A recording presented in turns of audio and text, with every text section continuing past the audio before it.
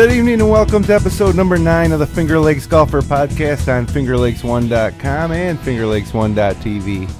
Recorded live on Monday evening, August 11th, 2014. It's me, your host, Jim Sinacropi, and once again I'm joined in the studio by my co-host, the Big Easy, Bob LaPrade. How you doing?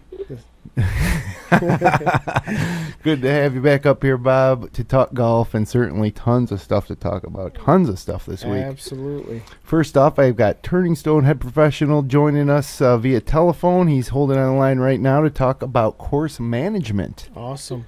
And, of course, the reason, that we know Eric Lorenzetti and from a long time back, and the one thing that he's in, I'll wait till we bring him in. Okay. And we'll also talk about the fantastic Sunday at Valhalla and another major for Rory. Fantastic. Bob changed his putting grip. Yes. We'll talk about what he did.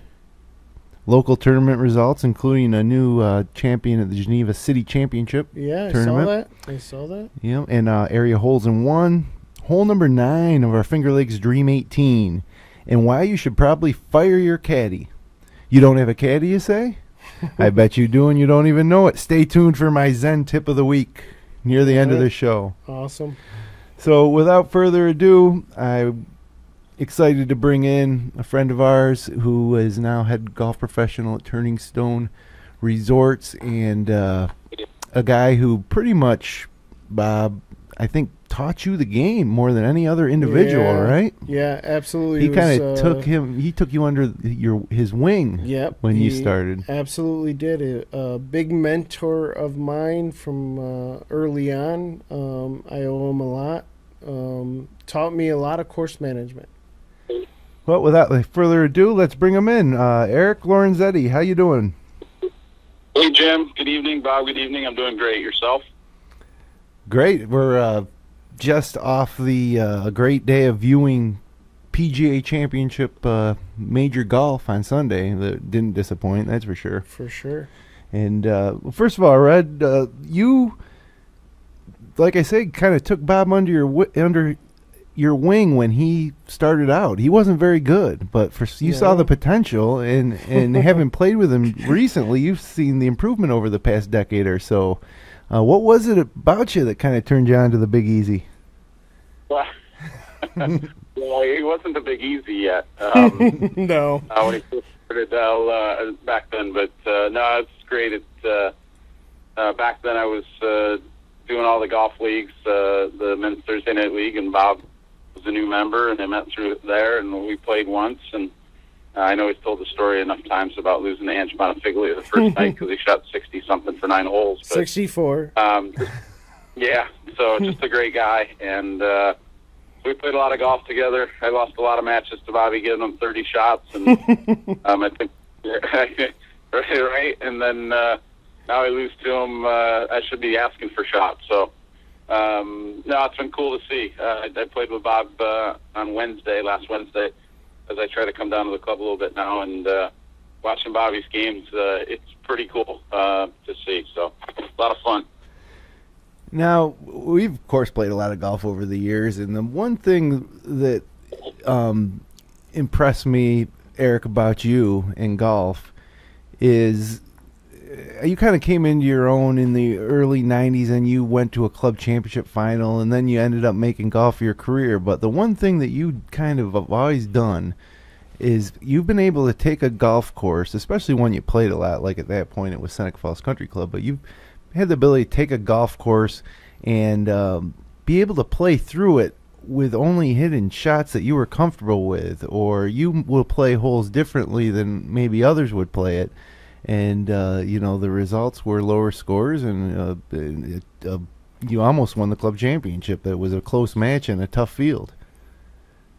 Yeah, no, I think it's a huge advantage for even someone that, no matter the handicap, where they can definitely lower their scores just by, managing your ball around the golf course. There's no doubt about it. I've never been one to overpower a golf course. If you've played with me before, but it's putting yourself in the right frame of mind and putting yourself to your strong suit. So no matter what the hole, even certain shots, And I think over the years of being a PGA professional now, playing with a lot of members at both facilities I've been at over the years, it's it's the small things that save those shots that add up, unfortunately, too fast. Right. Well, we're going to get some of your insight on course management. But before we do, I kind of want to talk about the PGA Championship. I mean, I settled in. There was a little rain delay, so the leaders didn't tee off till 4 o'clock.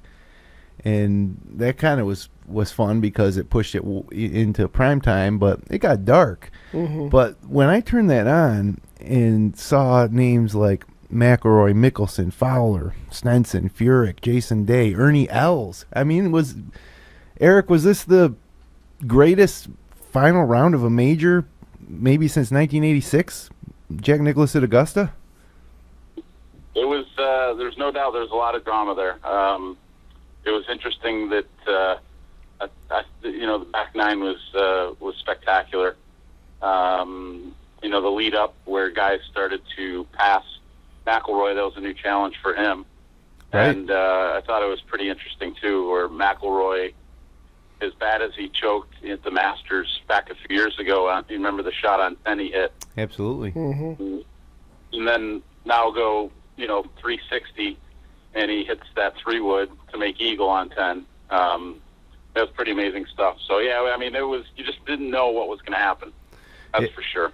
And it wasn't, one of the things to be worried about was Rory McIlroy running away with it, but 2 bogeys in the first 5 or 6 holes, and all of a sudden he was 3 back at one point. Right. And then it was anybody's game, and that's always the fun thing to watch. And this is one of the first majors, I think, since kind of Tiger's fallen off the scene that we really had a lot of guys rise to the occasion, and it was fun to watch. Now, what were you thinking on that back nine, Bob? You think that Rory was losing it and maybe not going to win this one? There was 2 shots that were instrumental to his win. There was that shot on 10, and then there was a shot on 18 where he nearly put it in the water. And I think the announcers called it right. If it was a little bit firmer, it probably would have went in the water.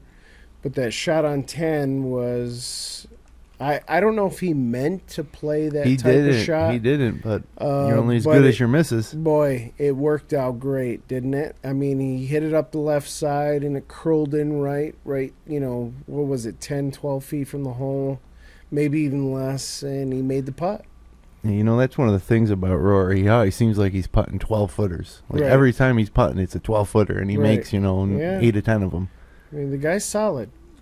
So one thing that impressed me with Valhalla was that course was underwater 1 minute and pretty playable the next. Right. Great drainage, obviously. Well, it helps if you got sub-air. And if you looked at a lot of the fairways, they had huge drainage pockets. Yeah, the French drain. In the fairways, yeah. They had the drainage where they could squeegee right to the drainage pockets and get rid of the water really quick. So, with the rain delay, we got pushed into darkness, really, and they did something unorthodox. They let the final group play up with the group ahead of them. So McIlroy's group played up with Mickelson and Fowler, and not all the way to they didn't putt out together, but basically they let them tee off, and then they let McIlroy hit up to the green before they putted. And Eric, as a PGA professional, what would you have done in that situation if you were the official with the call? I think they did it right. I mean, my understanding is that Fowler actually kind of started the whole talk a little bit, and Mickelson was fine with it as well. That they thought it was just going to be that first tee shot, but it didn't affect the Golf Channel guys seem to make a big deal of it. Some of the analysts, but in all honesty, it really didn't matter. I mean, those guys still had to hit shots. They still had to make 3. They still had to think that McIlroy's going to make 5, right? No matter what. So you still got to hit the shots. But Mickelson didn't like it. Yeah, it sounded like he didn't. No, you know what though? I think it's funny. I think McIlroy made a big deal or made sure to kind of thank both Mickelson and Fowler at the end, and it almost handcuffed Phil from giving him an opportunity to complain about it. That's right. He said it was great sportsmanship. So Right. Yeah, absolutely. So, but I think if anything, something might have been tried to be done on the front end of it, maybe split tees. I mean, even the Open Championship this year, for the first time ever, did split tees. yeah. But I've run enough golf tournaments, you just never know, and you got to do what you got to do to get it in. And I think it was fair. There was no advantage one way or the other. You still got to hit the shots. You're playing in the same conditions. So I think they made the best out of a bad situation, in all honesty. Yeah, and I think you hit it on the head, Eric. They've still got to hit the shots, regardless of when. Yeah. Well, I think if you heard McIlroy, I think the toughest shot for him. It's kind of funny because two things that, we talk about what a great job he did on the back nine. Man, he missed putts on 11 and 12 from probably hit some great shots from probably 10, 12 feet for birdie. Right. He driver a couple times. The birdie makes on 17, he makes it out of the fairway bunker. And then on 18, he kind of rushes it the tee shot and almost hits it in the water. Right. It was kind of reminiscent of Couples hitting his tee shot on 12 at Augusta when it was wet and it stayed on the bank. There's no way that ball would typically stay on that bank. Yeah. With McIlroy's drive. But I've been fortunate enough to play there one time, and I know they've redesigned some of it, but it's a spectacular course. We got to get that into the road trip for the Dapper crew there, Bob. Perfect. Perfect. But it's a neat place. But at the end of the day, they still, you got to hit the shots. And I think, like I say, I think the toughest shot for McIlroy was the bunker shot, on the greenside bunker shot, because the depth perception that late in the go. And a long shot. Yeah, exactly. And he even made mention of it too. So, but he's amazing right now. He's hot as can be, and it'd be interesting to see the Ryder Cup if somebody can cool him off. Yeah, and that's the thing. I mean, McIlroy won, but there was a lot of U.S. players filling out the top 10, and Mickelson was in second, Rickie Fowler was tied for third, and then Jim Furyk and Ryan Palmer fifth. I'm going to ask you who you think Watson's picks will be for the Ryder Cup, but just one last thought on Valhalla's final round. Mickelson comes in second so many times. All he had to do was hit the fairway coming home, and I think he picks up a birdie, other than 18. It just seems like, he's one of the greatest players in the world that doesn't seem to do the simple things that will set him up to do the amazing things. And it just, how many majors has he blown where, what about the Olympic Club when he stepped up on 18, Right. Just do the simple things and put yourself into position. And so I was disappointed in Mickelson, but you know what? This was his ninth second place finish in a major, so we've seen it before. Rickie Fowler. He makes the last putt. He's tied with Phil. I was and rooting for him. Well, he was hard. going for he was trying to win the tournament, so he knocked it did by the right on 18. things. He did the right things. Yeah. He did what he had to do. And that guy's got he has things coming to him. In the four majors, he's the lowest aggregate score in the four majors. Top five, all four majors this year. Right, and he's tied Tiger Woods and Jack Nicklaus for that record. He's got a lot of good things coming his way, and I'm rooting for him every time. He's a great player. Heading into this year, I didn't think much of Rickie Fowler in terms of thinking that he was going to pan out and be this, one of the all-time greats. But this year has shown me that, I was wrong. This guy's knock dead inside 10 feet putter. Right. He's cool demeanor the whole way start to finish, and he's mature beyond his years. And he'll take what he learned this year, and he'll win a major next year. Oh, yeah. No doubt he's going to win next year. it. What's your take on Fowler, Eric? Confidence goes a long way. I think him, if you remember, he had a swing was a lot like Sergio in some regards. He had a big loop, very long, and then he worked with Butch Harmon the end of last year, which Mickelson's been with Harmon too, so Tiger might want to go full circle and maybe go back to Butch as well. Seeing Fowler, I had the opportunity to see him hit balls last year at the MB3, at Turning Stone, did a junior there, and he, it's pretty cool to see those guys hit balls, but he has an aura about him. I mean, he brings a lot of people to the game as well, and I think, if he just continues to go down this road, it was interesting, he said that that major more than anything else, it was the first one that hurt, because he was leading. I mean, he was up one. Right. Yeah. I want to say it was 6 or 7 to go, and he hit that terrible tee shot on the par 3, and actually I thought he got a real good break on the drop. And then, the hole that between the three of them, Mickelson, Fowler, and McIlroy, was that long, I think it's 16, where, what was it, Fowler hit it over in 15 fairway.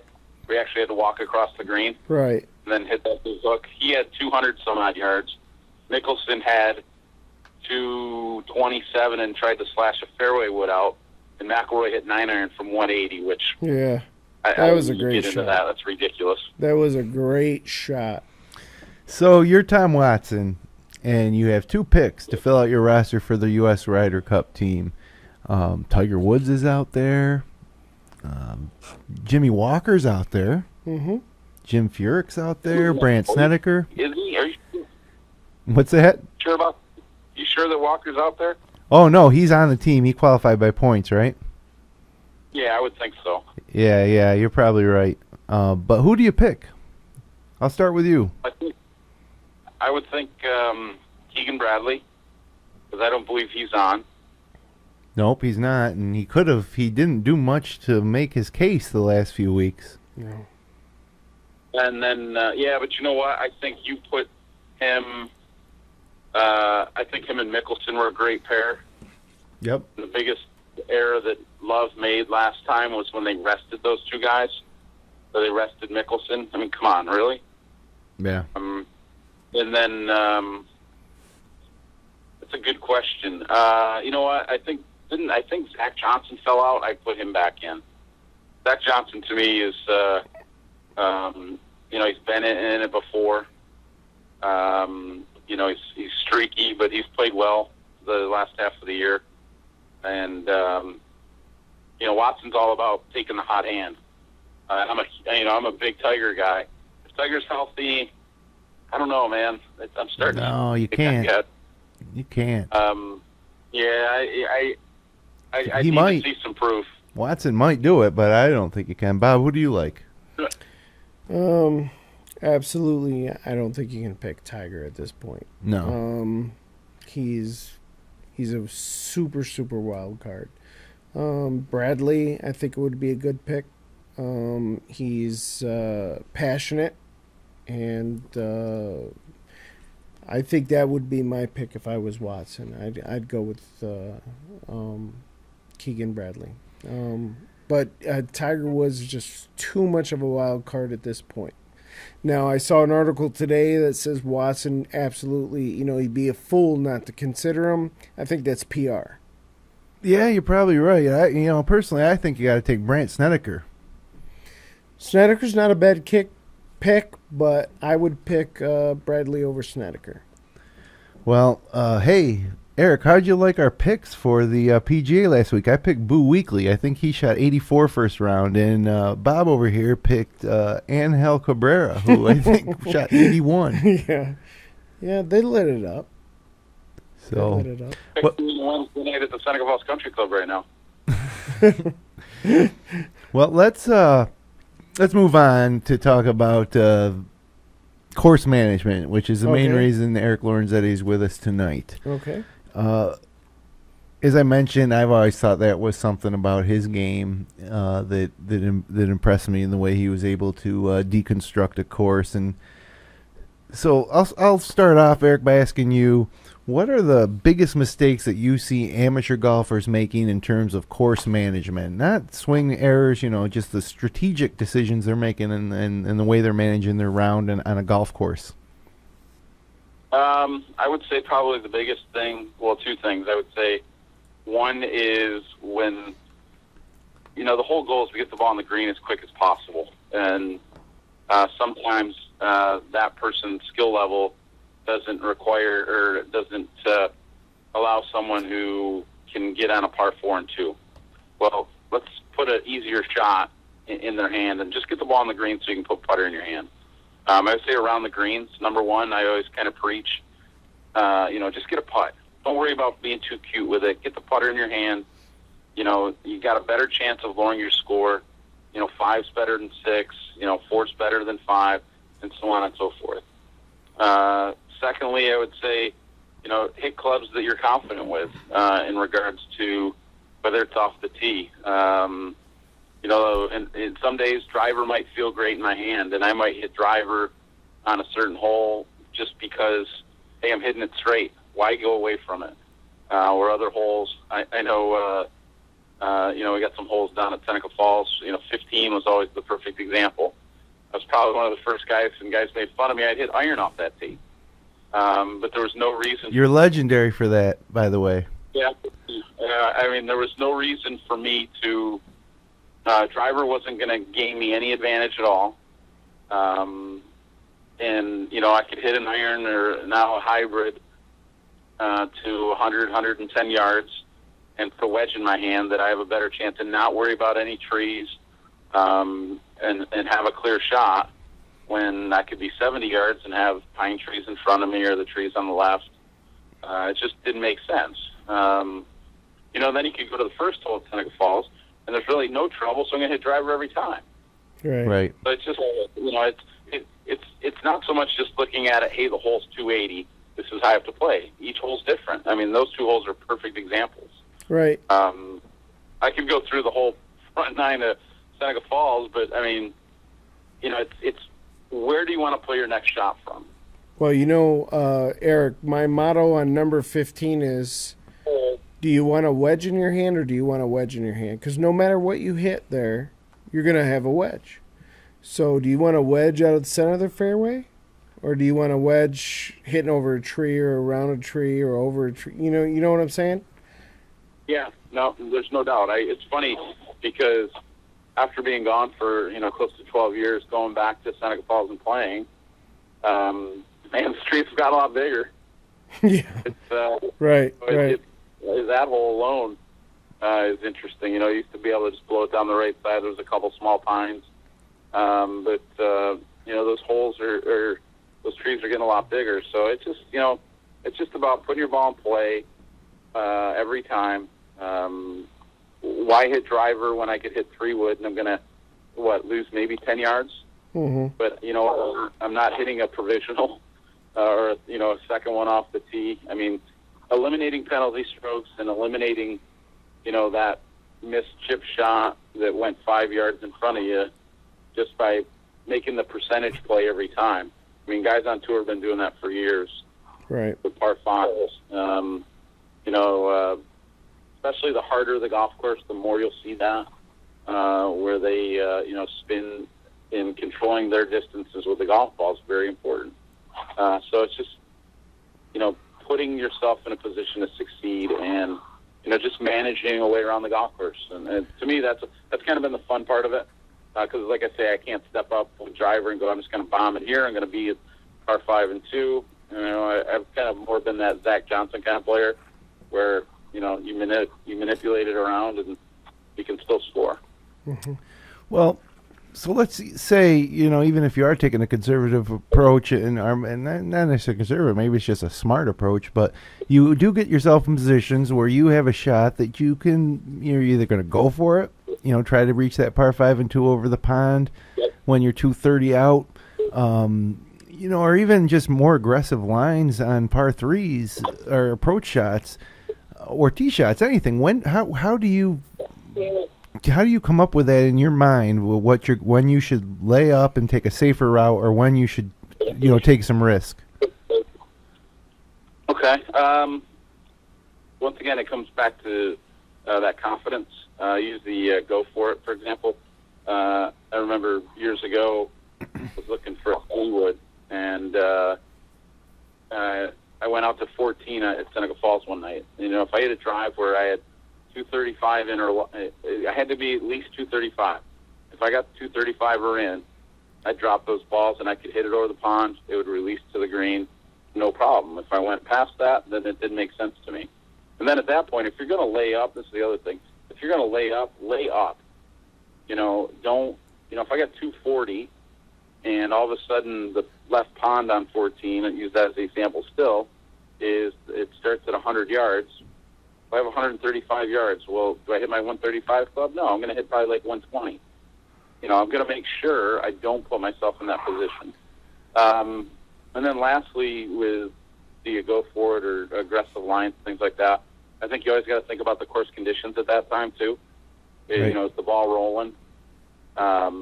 It's through the last few weeks, you've seen the ball where it's, the golf courses are wet from all the rain we got, and then all of a sudden starts drying out.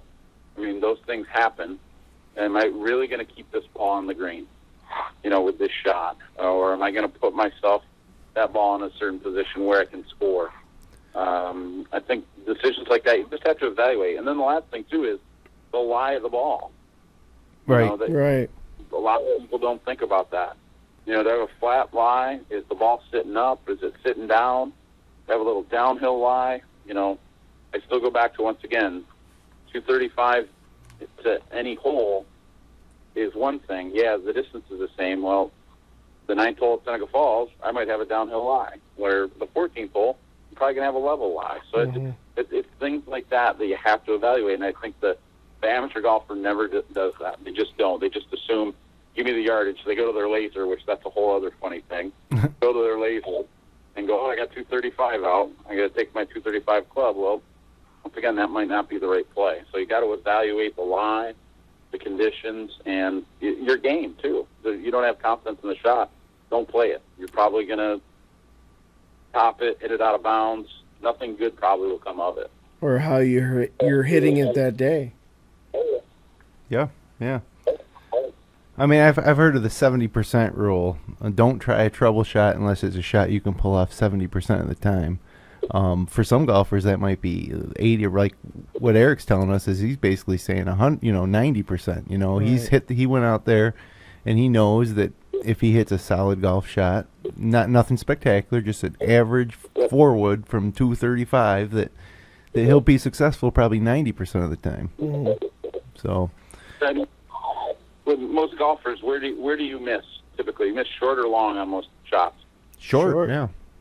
Yeah, absolutely. So that tells you right there. You're always trying to bite off a little more you can chew with trying to hit that wedge maybe 10 yards farther than you should when you should be hitting a 9. And so, yeah. So on and so forth. A management standpoint, which people don't get or understand, is they don't know how far they carry the ball. Right. They just don't. Hey, I hit it 150. Well, you really hit it 140 in the air, and then you got maybe 10 a roll, or they just don't know how far they carry the ball, and that's.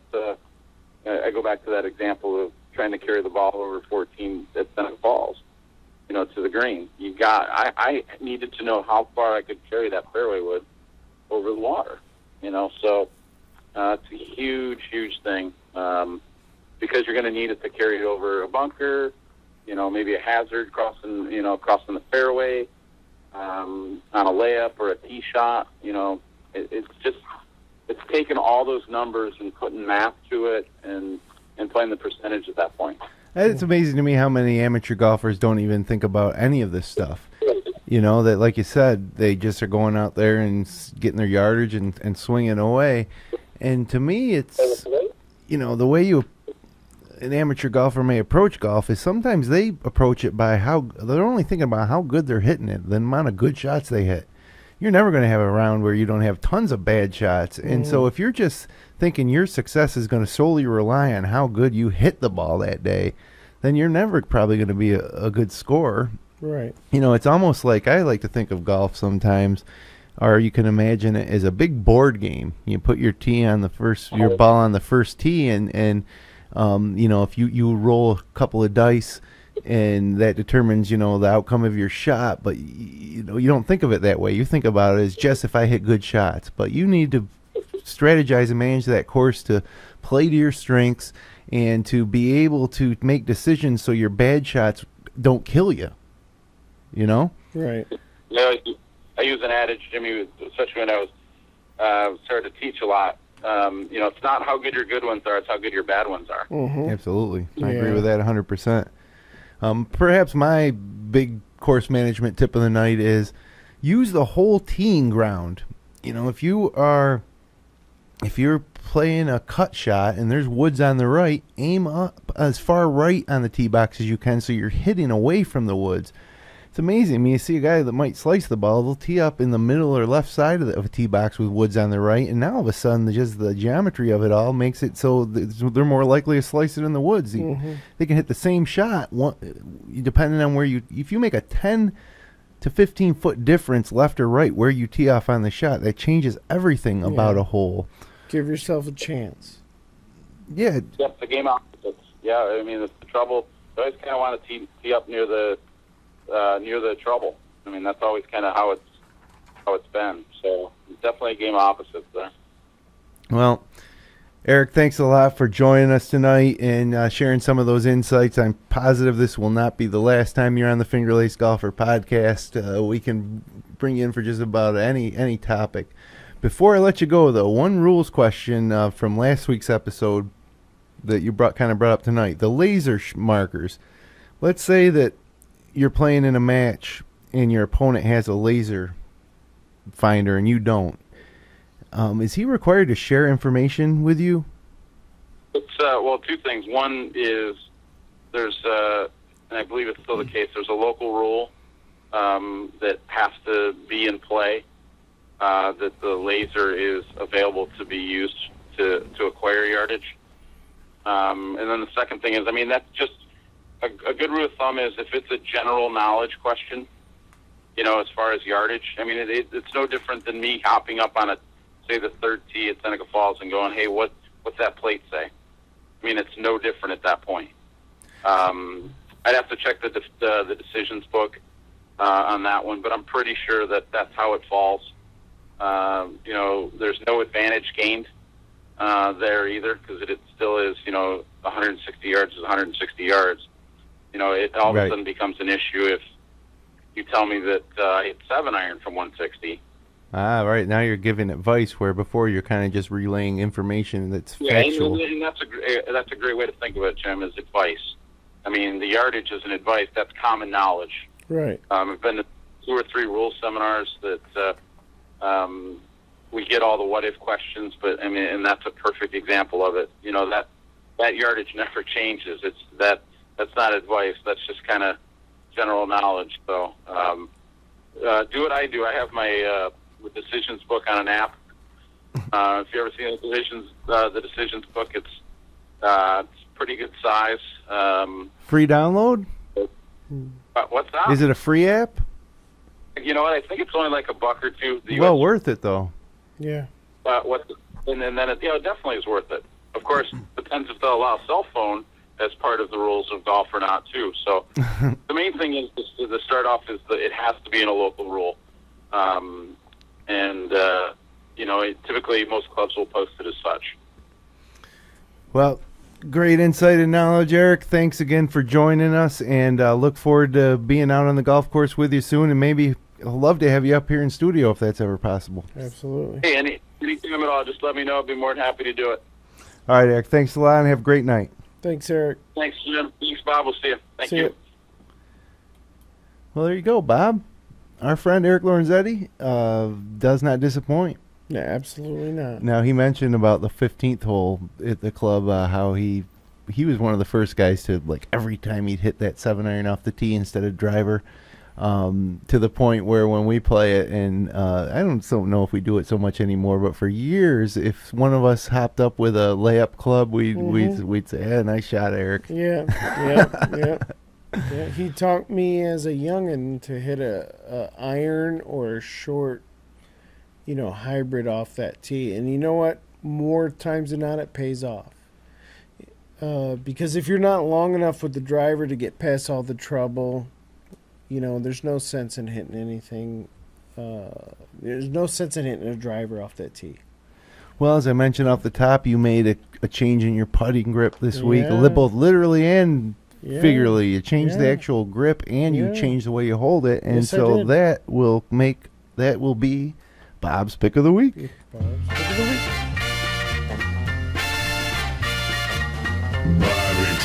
pick of the week. I love that intro. So, what's your pick of the week? So my pick of the week is I decided to change my grip. I went to one of these fatter grips here. As you can see, hopefully you can see it. It's the Super Stroke Slim 3.0. Now, I kind of jumped the gun. I do my own grips. I change all my grips when I decide that it's time to do that. That's a fat grip. Yeah, it's a fat grip. It's a little bit thicker than you normally would play on a putter. Jason Duffner uses them. Yep. Yep. There's quite a few guys that use them on tour, but this is the Slim 3.0, which is I don't think it's as fat as some of them are. And one thing I did is when I got the grip, I went home and I just put it on. Right. You know, with flat side up, and then I decided to research it like a numbskull. And put it sideways so the flat side's towards your right hand? Well, you know, what I found out is, and I didn't realize this was possible, is that you could move this flat side, and it's not against USGA rules. Yeah, move it anywhere you want. Anywhere you want. And I went online and I looked up the guy who designed this, and he said, hey, you know, move it to the left so the flat side's forward or whatever. And I thought, geez, you know, I should have experimented with that a little bit, because the flat side forward felt better to me. Yeah. One other thing that he suggested, which was interesting, was to grip the club. What he did, And you started doing this. yeah, I tried it It's a claw Sunday. grip underneath your grip Yes. with a claw. Right. So I tried it Sunday, and then, you know, I gripped it normally with my left hand in the lifeline, and I gripped it like this. Now, I didn't putt extraordinarily well with my first round with this grip that way. But you liked the way it felt. I like the way it felt. Yeah, it felt like it took the right hand out of it. My miss is pulling the golf club left, or pulling the putt left. Right. That's my miss. I don't normally push the putt. Normally I pull it. I didn't have Sunday. I didn't have that many pulls. I missed quite a few to the right, which was kind of encouraging. But tonight in league, I putted normally. I gripped it traditional, and I made a few putts. Nothing that you excited switched back. me. You didn't use the claw tonight? No, I did not. Oh wow. No, I did not. You'd like to mix it up though. You never know what you're going to bring to the course in terms of No. clubs or techniques. Well, one thing when it comes to putting, which is the most important to me, if I try something at the house or, you know, on the rug or whatever, and it feels good, I'll commit to it and I'll play around with it, and that's what I did tonight. And I didn't putt terrible, but I didn't putt great either. You know, the most important to me is distance control. Now, it's funny you mentioned changing things because I played together on Sunday, and I had a terrible front side. I shot 44, and then I came back with 36 on the back. Which is great.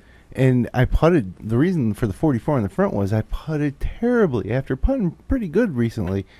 And so then on the 10th hole, I had about a 20-foot birdie putt, left to right breaker. Yep. And I just, instead of setting up to the ball like I had been, pretty square to the line, and putting the ball kind of in the middle of my stance, I opened up my stance, bent my knees, and forward pressed. Mm-hmm. Because it felt good. Right. And I was just putting so bad I wanted to do something different, and I hold it. Right. And then I felt pretty good putting that way for a few holes, but then, you know, then I kind of got over a putt. I think it was on 15, and I went back to my original putting stroke, and I putted well for the last 3 holes. I birdied Right. 17, and so I changed right in the middle of the round, Right. and then changed back. You know what? There's nothing wrong, especially with putting. If it's not working for that day, change it up. Right away, man. What does it matter? If you start right? to get that feeling of you can't make a putter, it Right. seems really hard, change something right away. Change it. It doesn't matter. Take a If- wide stance. You know what? Why do the same thing terrible over and over? Give yourself a chance. Change it up. Do something different. If you feel like it's going to be the same result every time, don't do it. Change it up. There's nothing wrong with that, especially with putting. Yeah, especially with putting. More difficult to do with other shots. You but know, putting, you're just I don't rolling the ball. recommend it with an iron or a driver, but when you're on the green with a putter, get creative. Try something different. You never know. If it makes you comfortable over the ball, you're probably going to have a better chance to make it then. Exactly. So that's well worth it. For sure. Well, that was Bob's pick of the week, and now we're going to take a quick look at local golf news. Mm-hmm. Hey, congratulations to Bill McDermott. Yeah. He won his 3rd Geneva City Championship this weekend. He played Steve Aquilano, and it took him 5 extra holes, which was 41 holes total because it was a 36-hole match. Wow. And McDermott wins 1 up on the 41st hole. It was the longest match play final in Geneva City Championship history. Chris Carroll once defeated Mike Morocco in 38 holes, and that happened twice in 97 and 2004. So the first 18 was at Seneca Lake, and McDermott left Seneca Lake with a 6-hole lead. Wow. Heading over to Geneva Country Club, and then Aquilano stormed back to square the match on the 18th hole after being 5 down with 6 to play. Can you imagine? Wow. Match for the ages, it sounds like to me. Yeah. I guess Aquilano got hot with a putter, and then McDermott eventually won the match on the 41st hole, the 423-yard par 4 at Geneva, after he was able to get up and down from in front of the green, and Aquilano, after missing the green right, lipped out a par putt. Yeah. So congratulations, Bill McDermott. That's a on, great that tournament they got it's a going over there. fantastic tournament. It's one of the best around. It really is. And it's got some history to it, and it's Geneva's got a few golf courses and decent enough population. Let's decide a city champion, right? Right. Hey, Lauren Petty defeated Karina Watkins to win her 2nd straight Syracuse Women's District Golf Association title on August 8th at Oswego Country Club. Petty is a member of Beaver Meadows Country Club, won 3-2 over Watkins, who is also a member of Beaver Meadows. And Watkins also won the event in 2006. Oswego is a great layout. I've never played it. Oh, great layout. Is it near the Lake Ontario? Is it like on little I don't know inland? where. I'm not sure in relation where it is, but I played there a couple times. Great layout. Stafford Country Club's Jim Scorsese, I don't know if I'm saying that right, but he continued his steady charge in round 2 of the 2014 Rochester District Golf Association Mid-Am Championship held at Penfield on Saturday. He posted a 3-under par 68 to win the title by 9 shots. The victory was the 5th time he had won in the 25 and over amateur event, and this tournament's one of Rochester's top annual championships. Good luck to... Oh, you know what? Mark and Lynn Hilwa, members at Seneca Falls Country Club, father-daughter, competed. They were the 2 seed in the New York State Mixed Team Championship held earlier today at Edison, the Edison Club. Yep. And, geez, I wish you can go right on to New York State Golf Association's site to see how they did. I should have done that before the show. But good luck. Hopefully, good luck. It's over, so we can't really say good luck.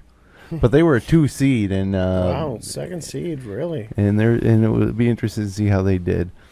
The Central New York PGA is at Turning Stone. It's actually the Central New York PGA Pro-Am Series, sponsored by Turning Stone. They have their championship at Shenandoah Golf Club and at Turning Stone on August 18th and 19th. So the top club pros across Central New York, competing there, and that's a great event. And the Cash Bonanza at Seneca Falls Country Club is scheduled for Sunday, August 24th, and this is one of the best value tournaments that you'll find. $100 for a ticket. There's a 4-person scramble. You get great prizes from the golf. You get a great meal, and then drawings with first prize being a $3,000 cash. Big money. Cash bonanza. Yeah. If you want a ticket, head in over to Seneca Falls Country Club, stop in the pro shop, sign up for the event held on Sunday, August 24th. There's tee times in the morning, tee times in the afternoon, dinner and drawings after the afternoon round. Area holes in 1. Bob Chalanik used a 7-iron to score a hole-in-one on the 157-yard par 14th, or 157-yard par 3 14th at Ravenwood. Mike Holloway used a 6-iron to score a hole-in-one on the 190-yard 4th hole at Ravenwood. Linda Carnevale on August 1st had 9. She aced the 125-yard par 3 9th hole at Highland Park using a driver. Nice. Hit the driver right in the hole. Pat Sargent. She also at Highland using an 8-iron, aced the 138-yard 13th. Chris Harris on August 3rd aced the 17th hole, 134-yard par 3 at Beaver Meadows using a 9-iron. And Alice S. Sherman scored a 1 at the 94-yard 18th hole at Millstone using her hybrid. Nice. 5. Congrats. Congratulations to all those aces. And now it's time for hole 9 of the Finger Lakes Dream 18. Hole 9 already.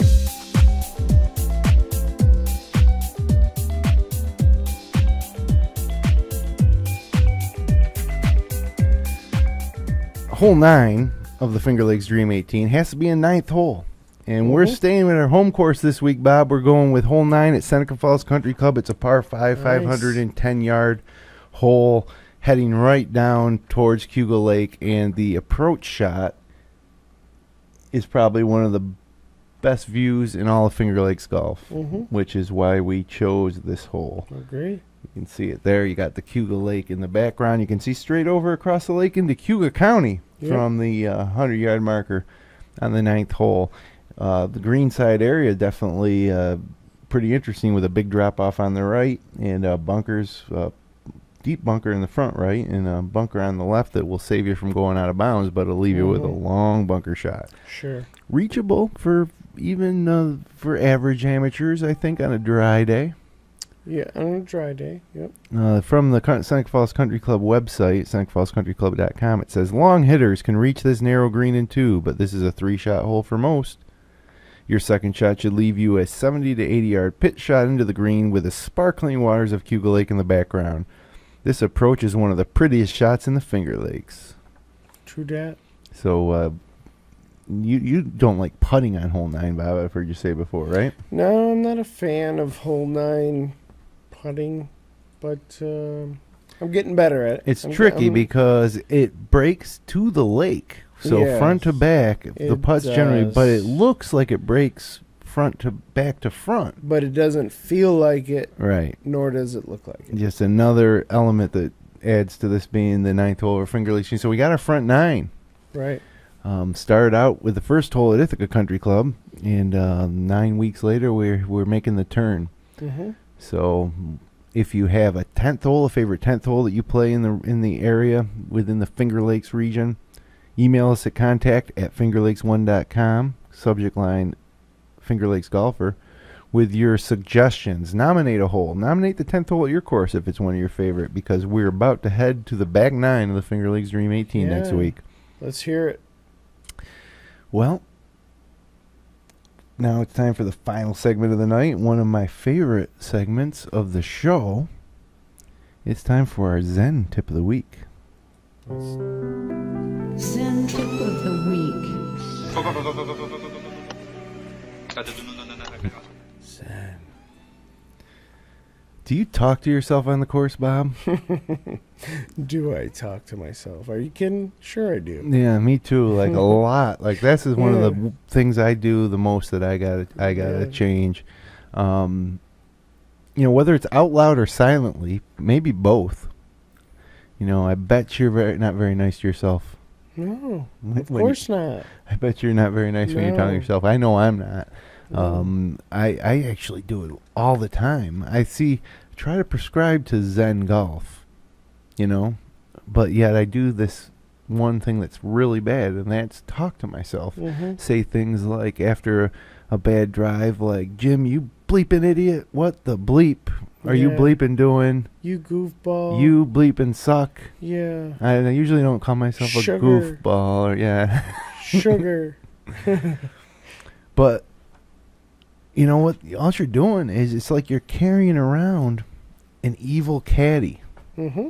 And that's what Joseph Dr. Parent calls it in this section of his book, Zen Golf. He calls it the evil caddy. Fire your evil caddy, he says. And you can't get away. If you're in a cart, you can't get away from him. He's a fast walker. That's right. He's always there. That's right, yep. He's really interested in what you're doing. Right. Yep. Yep. But imagine if it wasn't you talking to yourself, and it was in fact a person who just was berating you with every bad shot, you know? Right. I mean, how much would that wear on you? But you do it to yourself out there. And so what's the tip? The tip's to fire your evil caddy. But it's easier said than done. And this Right. is something I'm going to be working on over the upcoming weeks. I am not going to carry my evil caddy around with me anymore. I'm just not. Right. Period. Zero. And step one to firing your caddy is awareness. You got to be aware of the fact that you're doing this. You know, and even when you try not to, you're still probably going to do it, whether it's silent or out loud. And so a technique that Dr. Joseph Parent suggests in the book is on your scorecard, every time you do this, just put a little X by it, you know.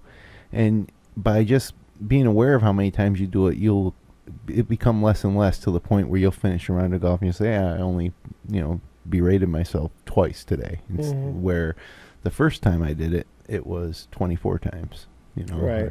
So you got to become aware. And then, step two is practice. It's not, you can't just say, look, I'm not going to talk to myself out there anymore negatively, because it's almost impossible. So you need to practice replacing maybe the mistake, the harsh criticism that you give yourself with encouragement. So, everybody makes mistakes. Come on, buddy, go get them up there. Right. Become your best friend caddy out there. Yeah. Well, another place where the evil caddy can get you is where you're in a difficult shot. Right. And he kind of talks you into doing something you're not capable of. Right? Sure, yeah.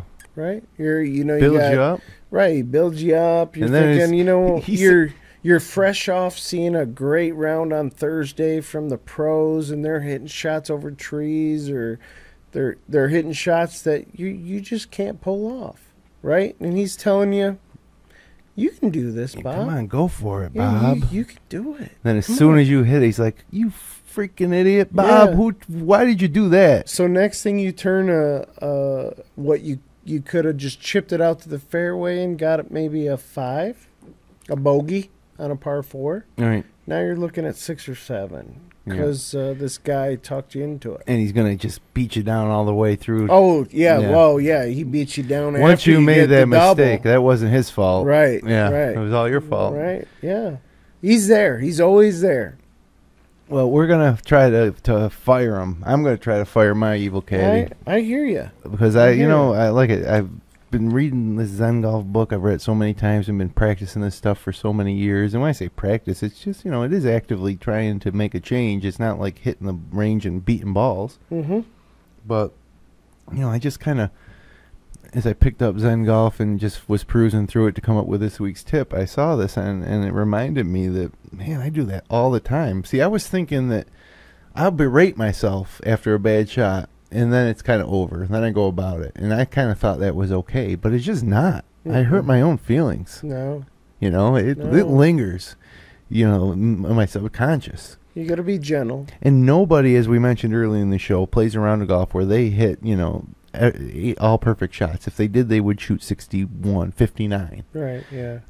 Or even all good shots, acceptable shots. No round. Even Rory McIlroy, Rickie Fowler, their round did not include 100% good acceptable shots. They had some horrible shots in there. You got to hit a hole-in-one to be perfect, right? I suppose you do, yeah. Right? I mean, how can you complain about that? Otherwise, you could always be closer. You could always hit it. You could always hit it closer, right? Well, that's the other thing with your Evil Caddie you'll do.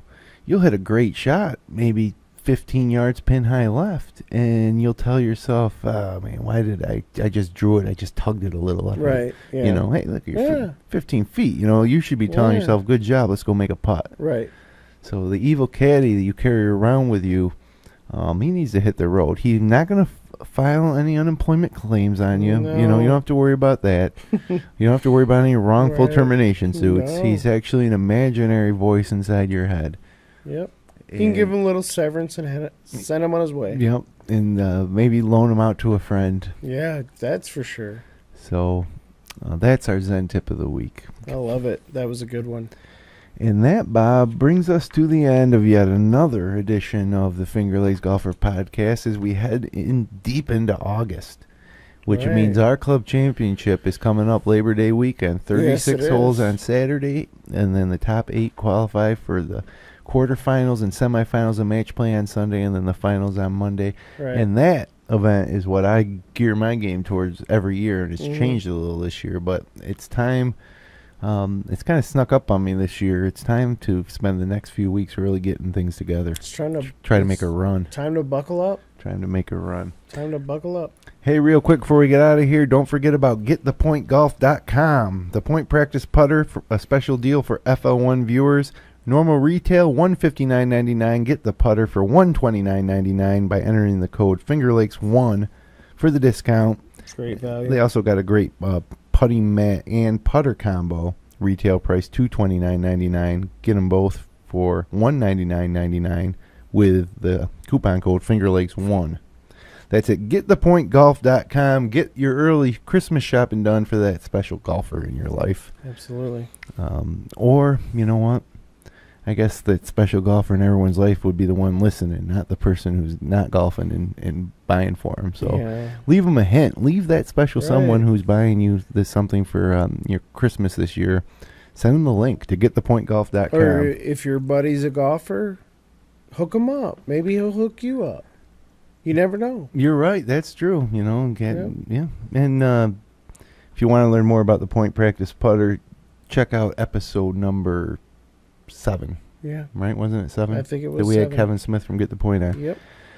And I'd like to thank Eric Lorenzetti again for spending some time with us and sharing his course management techniques. We'll hopefully have him back very soon. Thanks, Eric. And we certainly hope that you had a great time hanging out with us for the past hour for episode number 9 of the Finger Lake Golfer Podcast. We'll be back again next Monday night at 9 p.m.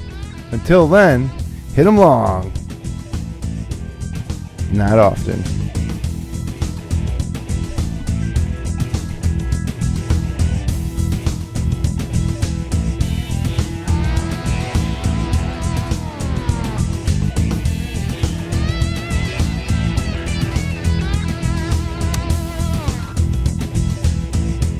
Support great local content like this by becoming a patron of FingerLakes1.com. Visit patreon.com/FL1.